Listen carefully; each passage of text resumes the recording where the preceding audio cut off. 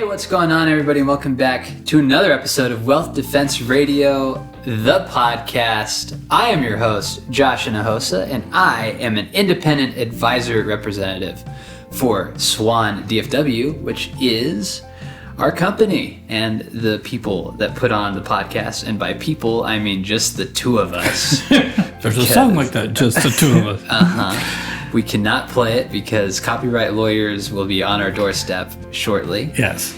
And I am here with my co-host and future best-selling author, Hector and Josh. Yeah. Well, hopefully. We do.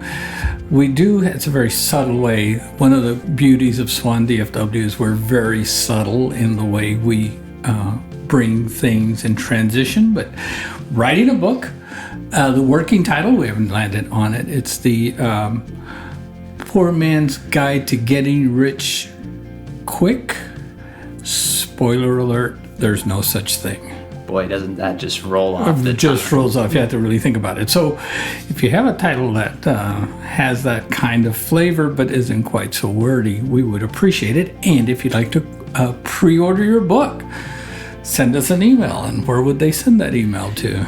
They would send it to info@swandfw.net. Yeah. It's info, short for information, at swandfw.net. Yeah, and I'm excited about it, and it's a lot of the thoughts and things that we've talked about here, some of the facts and figures and how we do planning. It's kind of rolled up into one book, so you can not only hear all the podcasts, but you can actually read it, and we try to tell funny stories and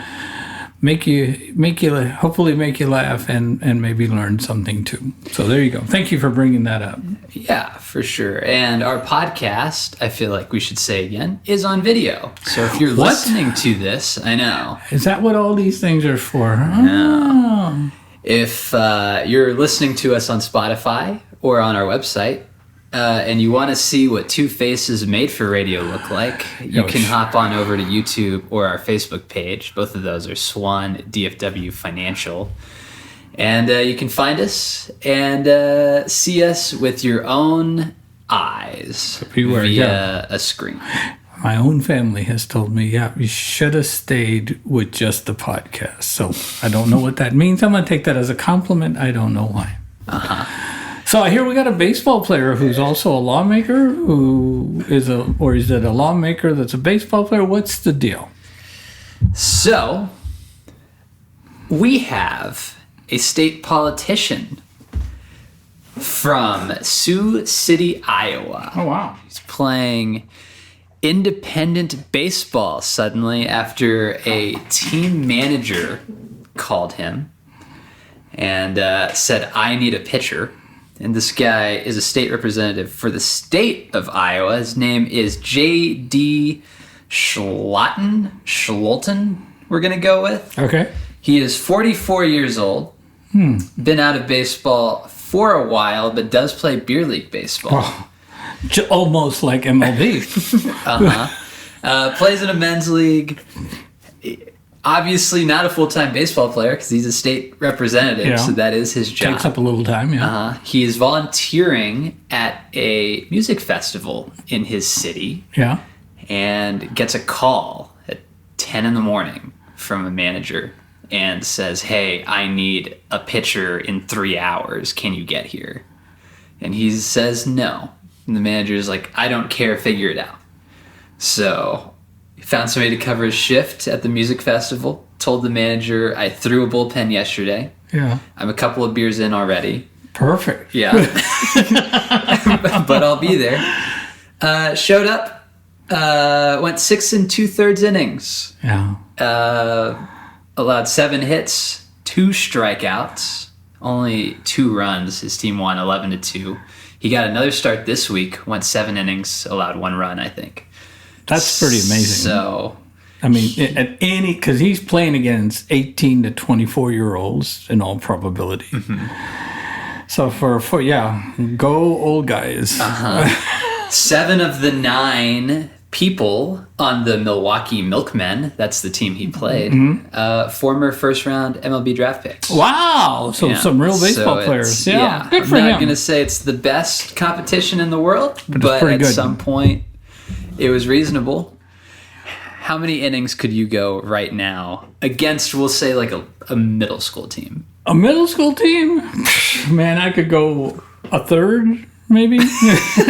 Get Ann out. Yeah, and after about 9 or 10 runs, they would say, okay, it's time to take you out. But yeah, that, because even high school, we saw some high school kids at the home run derby hitting home runs in a major league park. And so for these kids to be number one picks, that's pretty impressive baseball. Yeah. That's pretty impressive. And when you get older, you start rooting for the old guys. So good for him. Good for him, man. So today, the actual topic. Oh, we have a real topic. Yeah, I know. We're financial planners, so it seems like we should talk about financial stuff. Things, yeah. I read that in a book. Oh, wait, that was my book. Your own book? Yeah. It's great, you know. I'll take your word for it. I will give you a spoiler alert. The butler did it. Oh. So today we're talking about Gen Z and their financial habits. Yeah. Kind of how it's different than past generations. I'm right on the edge of Gen Z and Millennial. So I am, late 20s. So I'm right on the bubble of the age that we're talking about to give you kind of a reference point of how old the people we're talking about are. I've done some great research on this. I should have probably done it before we started the podcast, but born between, typically, and you're right, they changed, between 1997 and 2012 is what is considered Gen Zers, according to Google. Yeah, and it depends on the book you read, because some push it all the way to 99. Yeah. Some it's as early as like 95. It's right, it's about late 20s, 30 at the oldest. Yeah. And so you have baby boomers, you have a generation between them, and then Gen Zers, right? So Generation X. Yeah, I'm a baby boomer, born in 1957. So yeah, we were the biggest group of kids coming now. Evidently, there's a bigger group coming behind us, so that's a good thing. There you go. So Gen Zers, we are referencing an article by Corbridge Financial. That link will be in the description of the video or like on the Spotify thing. Mm-hmm. One of the just overarching before we like nail into it is that Gen Zers, the younger generation of people, are starting to plan their finances earlier in life than, say, baby boomers. Yeah, I found that real interesting. Well, a couple things, because there's been some talk about how generations today are thinking that they will not do as well or be as well off financially as their parents, and that's the very first time that's ever happened in America. And it's good to see, especially the young folks that are starting this planning. I think they will do as well or better because they're starting earlier. Baby boomers didn't get serious until they were, after age 35. It says 49% of baby boomers didn't seriously talk or start thinking about financial planning until after they turned 35, and a third didn't start till 40. And we get people in here that are 50 and 55 and 60 sometimes, and they haven't really thought about financial planning. They've turned on their 401k a long time ago, and some of them have done well, but yeah. But in contrast, Gen Z, 3 and 4 of them say they got serious about financial planning before even age 25. Yeah, that is pretty impressive. Because one of the things we like to say in financial planning is when people ask when is the best time to start planning for retirement, start planning for the future, the simple answer is 5 years ago. Mm-hmm. The second best time is today. And if you don't do it today, 5 years from now, you're going to say, man, I should have done that 5 years ago. Here's an interesting thing. I don't know if it's still true, but we used to use it a lot 20 years ago, 10 years ago. Most families spend more time planning Thanksgiving dinner than they do planning for their financial future. And that's quite an indictment. Not to say that Thanksgiving dinner is not important. That's not what I'm saying. But that dinner may last 3 or 4 hours, and it's usually, capped off by another disappointing loss by our Dallas Cowboys. Yeah. But next year, we're going to get them. But our financial future is going to start as we get closer to retirement, and is going to last us 30 years. So it would seem like to me that maybe we should kind of nudge even ourselves into starting to think about and plan for our financial future. Yeah. And I think, this is me speculating, being a borderline Gen Zer. Okay. One of the reasons that we've started earlier is that information is just more easily accessible to us. I mean, when you were 25, it was a lot harder to get information about financial stuff. Whereas me, when I was 25, I could just go on YouTube or Google or, what is a 401k or what is a stock or a bond. Like, it's a much easier thing for me to get information on. Well, when I was 25, there was a thing called Money Magazine. Right. Now, it used to come in a stone tablet that was delivered by... Just like the 10 Commandments. Which was really hard to recycle, But you're right. There was just not a whole lot of information. There wasn't 24-hour news things. It was just not a deal. And so... And I want to give a attaboy, because most people think that information is the key to success, and that's not true. We are probably the most well-informed, because of our phones and stuff. We're probably one of the most we are the most well-informed people in any era. And yet sometimes we're not very wise with the information we get. And so for Gen Zers to have the information and then to take the action, because without the action, information is just a great talking point. But to take the action and start actually doing things, that's a good thing. And we'd encourage people to learn and then to take a step. Maybe read a book that, might make you laugh and maybe teach you some things about financial planning. Where would they find such a book? I wonder, too, if the other part of why Gen Zers are starting earlier is because the parents and families are looking at their financial situation and realizing, if I had started younger, that would have been a good idea. I would be in a much better spot now if I had started 15 years earlier than if I had waited till I was 40. Yeah, I think that's right. And the article states that 56% of people of parents that have children under 18 are teaching them about money. And that's a really important, if you start learning and get into some good habits early. I don't know if you remember, but you used to get 3 envelopes. Right, you would get your allowance or whatever money even money from gifts, and you would have your 80, 10, and 10. 10% went to the church, 10% was for savings, and 80% is you could spend on anything you wanted to, and even those basic things I think have served you well. But yeah, I think you're right. I think especially as we get older, we want to make sure that our kids have an understanding of money principles. And 2, there's going to be a pretty substantial transfer of wealth from baby boomers to next generations. And so it would be a good thing if you're going to give your son or grandson or grandchildren, I guess, money, that they would have a good idea on how to use it. And sometimes it's the what not to do that's more important than what to do. And the biggest what not to do is debt.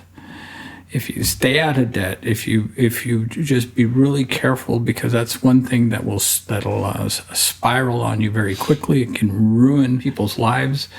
And so staying out of debt, managing debt, and especially, and we've talked this before, and we'll do it again soon, college planning. Don't let kids come out with a huge amount of debt that just stifles their first few years of adulthood. So debt, not good. Yeah. I think it's interesting in the article. how financial skills, some of them seem easier than others. At least some people feel more competent than others. For example, 77% of people say that they feel adequate in managing their day-to-day expenses. 73% feel good about building a budget. 72% feel good about managing debt. Whether or not these are true, they feel good about it. They are self-reporting. Yeah. But again, in contrast, only 52% understand like how to maximize compound interest, and 48% understand how like stocks work. So I think the day-to-day stuff is easier because you are doing it every day. It's kind of even as early as high school, you get a job, you pay for your own gas, you pay for your own food, whatever, and you start learning that way. But you may not start messing with stocks or have anybody explain to you what a stock is till you're in college or have your first 401k or... Yeah, and I think you're right. And I think starting a 401k is an important thing. And usually, not always, but usually, they will have somebody that can help you and give you some guidance. I think as a parent, you want to get your son or daughter prepared and teach them about their financial future. The other thing we want to encourage them to do as they start to date somebody seriously is encourage them to have a serious conversation about where they are, where the other person is. Because if you've raised your child well and they end up married to somebody who doesn't do money well, it can present a lot of problems. Money is like the second most stated reason for divorce, because we just don't handle money well as a couple. We don't talk about it well. We don't know how to talk about it. And I think that if you start up front, it'll be better. One of my favorite stories, we did a class with our church 20 years ago, maybe before even you guys, well, no, it would have been, you guys were very, very young. Anyway, the couple, the guy was a dentist. He had just graduated school and started to practice, or had gone into practice with somebody, and his wife was going to be a stay-at-home mom, I think, or maybe a school teacher. And they went and applied for a loan for a house. Great. Wife is thinking, my husband's a dentist. We can show them what he's going to, maybe he's not making a lot right now, but in a year or two or three, he's going to be making a lot. They were not approved. And the wife was really upset with the mortgage company. And the husband talked to him and then was a little not very, transparent about what was really happening. And what was really happening is that he was a dentist, but had gone into some fairly serious debt to finish school that had not been disclosed to girlfriend, fiance, or now wife. And so she found out about it the harshest way possible. So having a conversation about, hey, where are you? What do you think? And how much debt do you have? Not that you wouldn't, but that you might want to put some stuff, start putting things into place where they're out of debt before you get married, because that could be a real stranglehold. I'm a real romantic, I know. Yeah. My next book will be a romance novel because God, I hope. So, it's always about the money. And when they say it's not about the money, it's about the money. You have anything else? Yeah, I think the big thing is, where do people get advice from? Young people, as we would think, are going to social media, and baby boomers at 36% are still coming to advisors. The one thing that AI can't do, well, it's not doing well, and that social media can't do, is ask the questions that maybe you're not asking. So we would still encourage you to get a real life person, somebody who's a certified financial planner, somebody who's been around for a while. Have a conversation with them, and it'll be good for you. And so, yeah, hope this was helpful. Yeah.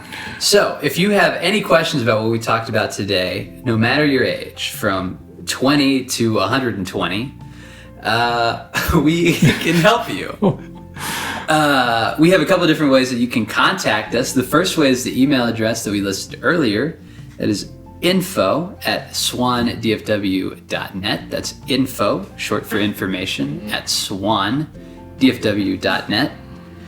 And we have a phone number, and that is 888-792-6339, and that spells out 888-SWAN-DFW. Who came up with that? I don't know. What a genius. It was Again, that is 888-792-6339. Look, if we're going to script this thing, you got to let me read my lines because it just flows way better. Anyway, yeah, if we can help with anything, any kind of questions, feel free to send us an email or give us a call, and let's put or go to our website, and our calendar's right there, and we can do a 30-minute Zoom call and see if we can't help you. Yep. But for now, that's all we got for you. So thank you guys for listening, and we'll catch you all next time. Yeah, thank you, and have a blessed day. The preceding content is informational only and based on information available when created. It is not an offer or solicitation, nor is it tax or legal advice. It does not consider your financial circumstances and objectives and may not be suitable for you.